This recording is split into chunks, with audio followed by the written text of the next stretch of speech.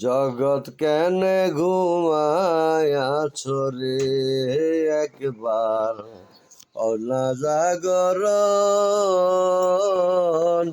নূরনগরীর নামটি, নূরনগরীর নামটি করয় উচ্চারণ রে। জগৎ কেনে ঘুমায়াছ রে, একবার অনা জাগরণ। মাঝ ভান্ডারীর নামটি গৌসুল আজম, মাঝ ভান্ডারী নামটি করয় উচ্চারণ রে। জগৎ কেনে ঘুমায়াছ রে, একবার অনা জাগরণ।